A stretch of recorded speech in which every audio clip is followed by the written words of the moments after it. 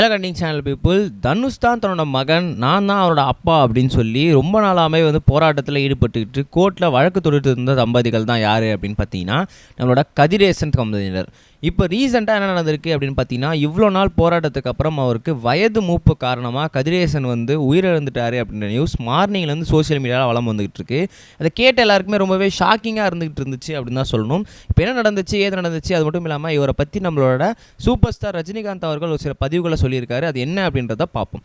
First of all நம்ம வீடியோவில் என்ன பார்க்க போகிறோம் அப்படின்னு பார்த்தீங்கன்னா, நம்ம கதிரேசன் அவர்கள் ரஜினியோட, அது மட்டும் இல்லாமல் நம்மளோட தனுஷோடைய அப்பா அப்படின்ற மாதிரியும் சொல்லிட்டு இருந்திருக்கிறாரு. ஃபர்ஸ்ட் இந்த கேஸ் வரும்போது எல்லாருக்குமே ஷாக்கிங்காக இருந்துச்சு. ஏன்னா ரொம்ப நாளாகவே இந்த மாதிரி நான் இவரோட அப்பா, நான் இவரோட மகன் அப்படின்னு சொல்லி நிறைய விஷயங்கள் இருந்துச்சு. பட் தனுஷ் சாருக்கு வந்தபோது எல்லாருக்குமே ரொம்பவே ஷாக்கிங்காக இருந்துச்சு. அது மட்டும் இல்லாமல் இவங்க நிறைய எவிடன்ஸ் வர ஷோ பண்ணாங்க. இது என்ன இது அப்படின்னு சொல்லி எல்லாருமே ரொம்ப ஷாக்காக இருந்துட்டு இருக்கும்போது தான் அவங்க அடுத்தடுத்து கோர்ட்லலாம் வழக்கு பதிவு ஆரம்பித்தாங்க. இதுக்கு வக்கீல்லாம் ஆஜராகவும் ஆரம்பித்தாங்க. இப்போ திடீர்னு அவங்க வயது மூப்பு காரணமாகவும் உடல்நல கோளாறு காரணமாகவும் உயிரிழந்துட்டாங்க அப்படின்னு கேட்டு ரொம்பவே ஷாக் ஆகிட்டாங்க அப்படின்னு தான் சொல்லணும். இதை பற்றி நம்ம ரஜினி சார் என்ன சொல்லியிருக்காரு அப்படின்னு பார்த்தீங்கன்னா, இந்த மாதிரி ரொம்பவே கஷ்டமாக இருக்குது, அவங்க இறந்துட்டாங்க அப்படின்ற செய்தியை கேட்டு. ஏன்னா என்னோட மருமகள் மேலே அவங்க பொய் குற்றச்சாட்டு வச்சிருக்கலாம், இல்லை அது உண்மையாக கூட இருக்கலாம், இல்லை அது எந்த விஷயமாக கூட இருக்கலாம். அவங்க மணி மைண்டடுக்காக பண்ணியிருக்கலாம், இல்லை அது உண்மையான செய்தியாக கூட இருந்திருக்கலாம். அது ஏதோ ஒரு செய்தியாக இருந்திருக்கு. பட் இருந்தாலும் கூட கடந்த ஒரு சில நாட்களாகவே நான் அவங்க அதிகமாக அவங்களோட முகத்தை நான் பார்க்க நேரிட்டுருது.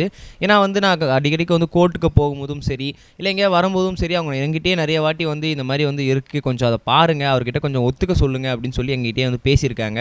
நானுமே அதை பெரிய அளவில் இதுக்கு பண்ணிக்க மாட்டேன். சரி விடுங்க, கோர்ட்டில் மீட் பண்ணிக்கலாம் அப்படின்னு சொல்லி நான் சைலண்ட்டாக விட்டுருவேன். ஸோ அப்படி இருக்கும் சமயத்தில் அவங்கள நான் நிறைய பார்த்துருக்கேன். அவங்களோட முகம் எனக்கு பரிச்சயமானது. இப்போ அவங்க இறந்துட்டாங்க அப்படின்ற செய்தி நான் காலையில் என்னோட தொண்டர்கள் மூலமாக கேள்விப்படும் போது எனக்கு ரொம்பவே கஷ்டமாக இருந்துச்சு.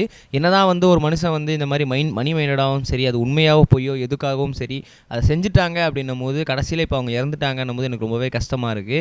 அது மட்டும் இல்லாமல் கடைசி டைம்லலாம் பொருளாதாரத்தில் ரொம்பவே கஷ்டப்பட்டு பின்தங்கி ரொம்பவே வாடி இருக்காங்க அப்படின்ற செய்தியை வர நான் கேட்டிருந்தேன். ஸோ இது எனக்கு என்ன பண்ணுறதுன்னு எனக்கு ஒன்றுமே புரியல அப்படின்ற மாதிரியும் சொல்லியிருந்தாங்க. இனிமேல் அவங்களுக்கு ஹெல்ப் பண்ணாலாச்சும் அது ரொம்பவே தப்பாக இருக்குமா, அது என்னன்னு எனக்கு தெரியல அப்படின்ற மாதிரி நம்ம ரஜினி சார் பதிவு பண்ணியிருக்காரு. பட் என்னதான் இருந்தாலும் அவர் இறந்துட்டார், இனிமேலாவது அவர் ஆத்மா சாந்தி அடைய நான் இறைவனை பிரார்த்திக்கிறேன் அப்படின்ற மாதிரியும் நம்ம ரஜினி சார் மென்ஷன் பண்ணியிருக்காரு.